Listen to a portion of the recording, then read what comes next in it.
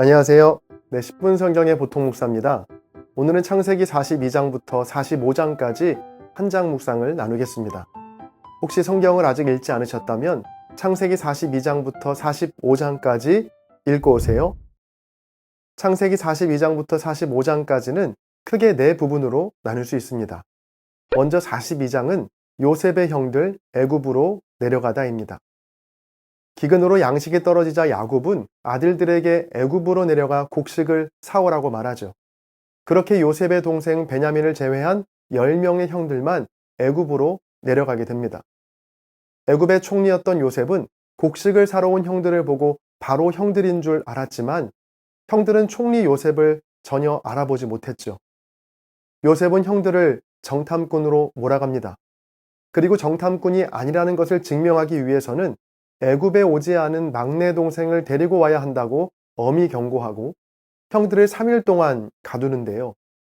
3일째 되던 날 요셉은 다시 형들에게 나타나 결백하다면 형제 중 한 사람만 오게 남고 다른 형제들은 곡식을 가지고 집으로 돌아가 막내 동생을 데리고 와야 한다라고 재차 명령하죠.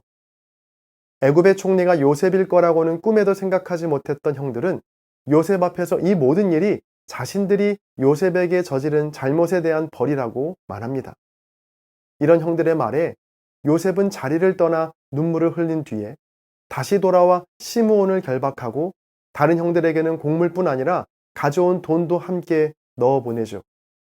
형들은 애굽을 떠난 뒤에 자루 속에 그대로 들어있던 돈을 보게 되었고요. 몹시 두려워합니다. 가나안 땅에 돌아온 후 형들은 애굽에서 있었던 일을 아버지 야곱에게 자세히 알리는데요. 모든 의혹을 풀기 위해서는 막내 베냐민을 애굽으로 데려가야 한다는 이야기를 듣자 아버지 야곱은 요셉도 잃었는데 베냐민마저 잃을 수는 없다며 완강히 거절합니다. 다음으로 43장은 요셉의 형들 다시 애굽으로 내려가다입니다. 얼마간의 시간이 흐른 뒤에 애굽에서 가져온 곡식이 다 떨어지자 아버지 야곱은 다시 형들에게 애굽에 가서 양식을 사오라고 말합니다. 유다는 애굽에 가기 위해서는 막내 베냐민을 데려가야 하는데 자기의 목숨을 담보 삼아 아버지 야곱에게 허락을 구하죠.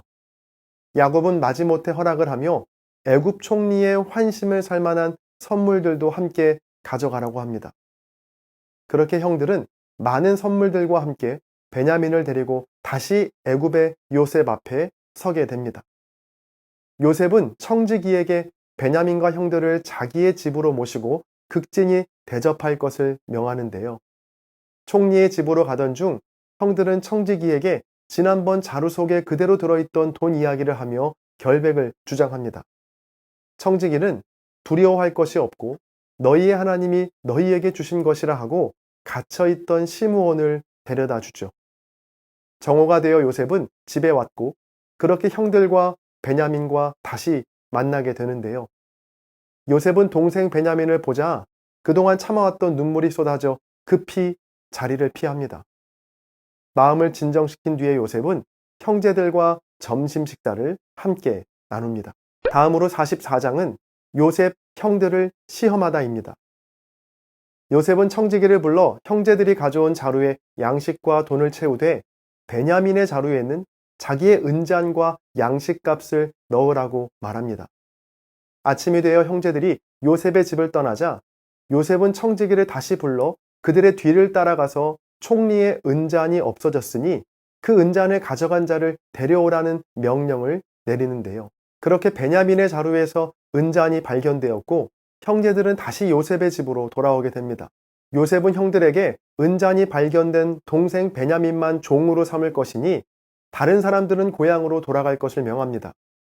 그때 유다가 나서서 아버지 야곱이 베냐민을 얼마나 끔찍히 사랑하시는지를 말하며 베냐민 대신 차라리 자기가 남아서 종이 되겠으니 베냐민과 다른 형제들은 보내달라고 간청하죠. 마지막으로 45장은 요셉 형들에게 정체를 밝히다입니다. 유다의 말을 듣고 있던 요셉은 북받치는 감정을 억제할 수 없어서 모든 사람을 나가게 하고 형제들에게 자신이 요셉임을 밝힙니다. 요셉은 형들에게 형들이 나를 판 것에 대해 걱정하지 말라고 하며 나를 애굽에 보낸 것은 형들이 아니라 하나님이시다라고 고백합니다. 그렇게 요셉은 형들과의 눈물의 재회를 하게 되죠. 이 소식을 듣게 된 애굽왕 바로는 요셉의 가족들에게 애굽에 좋은 땅을 줄 것이니 어서 아버지를 모셔오라고 했고, 그들의 수레에 가득히 양식들도 실어 보냅니다. 가나안 땅에 돌아온 형들은 아버지 야곱에게 요셉이 애굽의 총리가 되었다고 말하며 고센 땅으로 와서 정착해 살라는 요셉의 말을 전하죠. 이에 야곱이 죽기 전에 요셉을 꼭 보리라 하고 말하는 것으로 창세기 45장의 말씀은 끝이 납니다.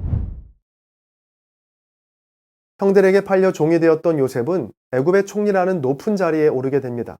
그리고 그 높은 자리에서 자기를 노예로 팔아버린 형들을 다시 만나게 되는데요. 어린 시절 꿈의 내용 그대로 자기 앞에 머리를 조아리고 있는 형들의 모습을 보며 요셉은 통쾌해하거나 또 형들에게 복수하지 않았습니다. 그저 형들이 막내 베냐민을 어떻게 대하는지 시험해보고 형들을 깨끗이 용서하는데요. 어떻게 이런 용서가 가능했을까요? 자, 그건 형들에게 건넸던 요셉의 말을 보면 알 수 있는데요. 창세기 45장 5절입니다. 당신들이 나를 이곳에 팔았다고 해서 근심하지 마소서. 한탄하지 마소서. 하나님이 생명을 구원하시려고 나를 당신들보다 먼저 보내셨나이다. 아멘. 첫 번째로 요셉은 당한 자 의식이 아닌 보냄받은 자 의식으로 살았습니다. 요셉은 자신이 처한 상황이 무엇이든 하나님께서 나를 이곳에 보내셨다라는 보냄받은 자 의식으로 충만했습니다. 똑같은 상황을 겪어도 그 상황을 받아들이는 태도가 달랐다는 건데요. 잘 생각해보면 요셉의 지난 22년간의 삶 속에서 요셉이 원해서 간 곳은 단 한 곳도 없었습니다. 형들에 의해 떨어진 구덩이, 보디발 장군의 집, 그리고 감옥, 또 애굽의 높은 총리의 자리까지, 이 모든 것들이 요셉이 원해서 간 곳은 단 한 곳도 없었죠. 내가 생각하지 못한 곳에, 특히나 내가 겪고 싶지 않은 일을 겪을 때 사람들은 보통 당했다라고 생각합니다. 억울하게, 원치 않게 이런 아픔과 어려움을 당했다라고 생각하죠. 그러나 요셉은 달랐습니다. 요셉은 당했다라는 생각이 아니라 하나님께서 나를 이곳에 보내셨다라고 고백했습니다.